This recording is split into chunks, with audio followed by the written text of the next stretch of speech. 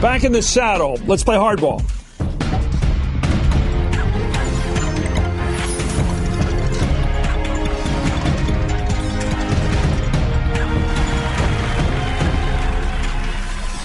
Good evening. I'm Chris Matthews in San Francisco. Let me start tonight with why the Republicans might just blow this election. This guy Romney's on the ropes, and he ain't doing rope-a-dope. He's got no real answer to the charge he's killed American jobs, sent them overseas.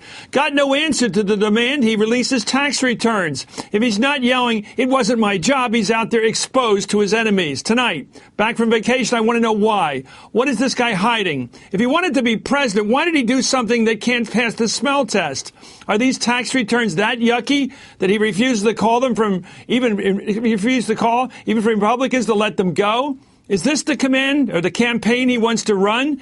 He hides who he is while the nasty right makes sick accusations, with Rush Limbaugh saying just today that Barack Obama was indoctrinated as a young child with anti-American hatred, with Michelle Bachmann out there declaring that Hillary Clinton's closest aide is an agent of the Muslim Brotherhood. Wow, is this what it's going to be from here to November? Romney hiding where his money came from, where he keeps it, the loony right attacking the enemies within. Joining me now is Howard Fineman, MSNBC political analyst and editorial director of the Huffington Post. Also with us is MSNBC's political analyst David Corn, who's with Mother Jones. David's also the author of a great book, Showdown. Well, let's talk about this showdown right now. Howard, my friend, it's good to be back with you. It just seems now that this campaign on the surface is about Romney having something deeply to hide. At the same time, this wolf pack on the right continues relentlessly to declare the President of the United States somehow not one of us, not an American, someone indoctrinated in anti-Americanism.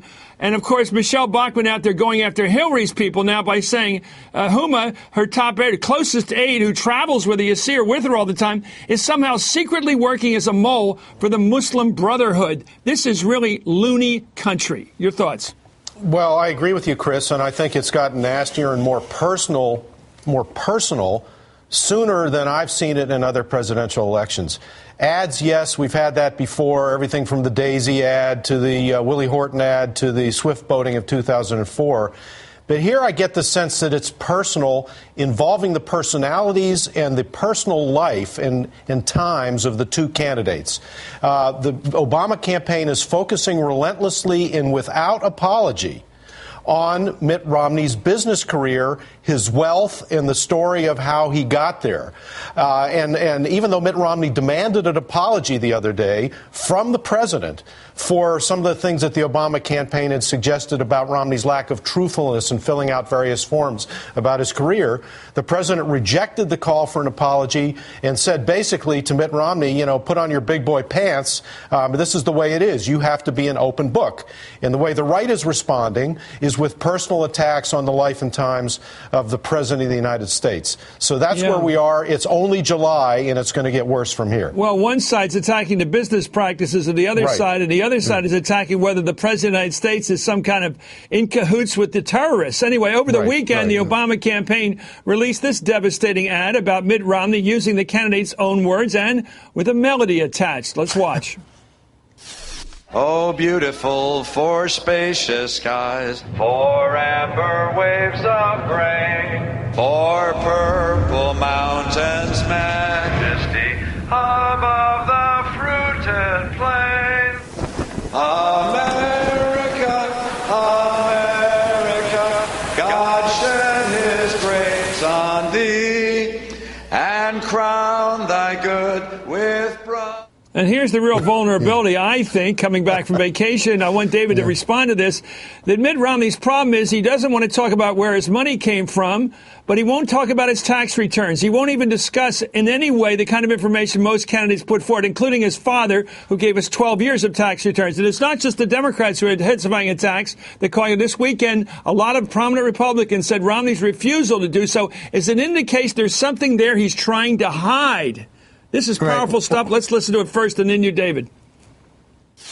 He should release the tax returns tomorrow. It's crazy. You've got to release 6, 8, 10 years of back tax returns. Take the hit for a day or two. If something's going to come out, get it out in a hurry. I do not know why, given that Mr. Romney knew the day that McCain lost in 2008 that he was going to run for president again, that he didn't get all of this out and tidy up some of his offshore accounts and all the rest. Well, there's obviously something there, because if there was nothing there, he would say, have at it. So there's obviously something there that compromises what he said in the past about something. Many of these politicians think, I can do this, I can get away with this, I don't need to do this because I'm going to say something and I don't have to do this. The best thing to do is just get everything out in the open and just say, hey, I have nothing to hide and I'm going to release my tax returns. Well, those are all Republicans talking there. Today, Romney showed no signs the attacks were working to change his mind. He's still refusing to show how he made his money, what taxes he paid. Let's look. John McCain ran for president and released 2 years of tax returns.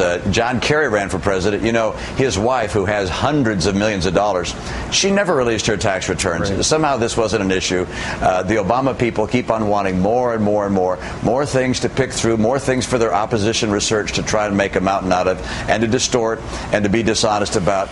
Well, there's a cheap shot. He goes after Teresa Hines. Excuse me, David. There used to be chivalry in this business. What was that about? Anyway, why won't he respond and give us some of the tax returns? What's the worst case that he knows but we don't? You know, Chris, you've missed a wild 2 weeks, and you've been missed. But, you know, myself and other reporters at Huffington Post and other outlets, we sort of hit the mother lode in terms of looking at SEC filings, and there were also reports about his secret funds at Vanity in Bermuda, Cayman Islands, that Vanity Fair and AP did. And so what I think is, you know, people kept saying the conventional wisdom is you get this stuff out, you take a hit, it's better than a slow bleeding wound, which is what you got now, Mitt Romney. Unless it's really bad. But actually, unless it's really bad. Opening up your chest cavity is worse than a slow bleeding wound. And I think, just judging from what I've looked at and what other people have done in the last few weeks, that if you put out these tax returns, there's stuff there that's going to be, if I'm not saying illegal, but really hard to explain, if not shady, how he got his IRA account to go from $450,000 to up to $102 million. There's a lot of stuff there are contradictions between the tax returns he released and financial disclosure forms and Bain documents. This is a roadmap. Howard and I could keep 100 reporters busy from now until Election Day with these tax returns. He cannot reveal Romney world and I think survive politically. Well, Howard, it seems to me we all know his tax policy, which is give a break to the wealthy or the investment class, while he puts the load of lower benefits, less government, higher taxes in effect, more property taxes on people who make less money. How can he say, I'm going to write an all-new tax policy, but I ain't telling you what I've been paying? I mean, the very thing he wants to focus on, tax policy, and he won't tell you what taxes he's paid. Yeah, well, I think this is a classic case of your strength, your biggest strength being your biggest weakness. And the Obama campaign is exploiting it. Right. You mean embarrassment of riches? Well, yes. Literally. Mitt Romney came to the country and said, I am a successful businessman. Look at how well I've done. This shows I know how the modern economy works. This shows I'm the takeover guy, the sort of turnaround artist who can turn around a bankrupt country, the United States of America. And that is his strongest calling card. But if he's going to play it, he's got to be responsible for it. And the President of the United States... The President of the United States, in very personal terms, Chris, this is unusual for an incumbent president this early in a campaign to get this far down into it. But I think the president and his advisors realize that this is the ball game here, and they're going to keep focusing on it without apology until either Mitt Romney lays the whole thing out for the American public or goes down trying. Or, if you believe the Romney people, they still think, and I talk to them all the time, they think they can soldier through this from now until October. I think they're crazy. That's 4 months. I don't think so. And Chris, this is the first wave. I mean, there are other things. I did a story about a company that he invested in China that took jobs from U.S. outsourcing that happened in '98 when he was in charge of Bain. There are a lot of the Bain deals and a lot of our side deals that have not come out yet, that the campaign, I think, knows something about, the journalists are looking at. So this is just the first wave. Even if he survives analysis, think of Normandy. There are more waves of opposition attacks and research. Well, when I think of Normandy, I think of you as one of the paratroopers that gets in the night before. Anyway, you can always count on Rush Limbaugh to give the fringe right-wing view. Yeah. Today, if you think this is a mud bath, talking about Bain, catch this clip of Obama saying the government played a role in helping to boost the private sector with his vicious counterattack. Here's Rush Bro, I think maybe at his worst. Let's listen. I think it can now be said without equivocation, this man hates this country.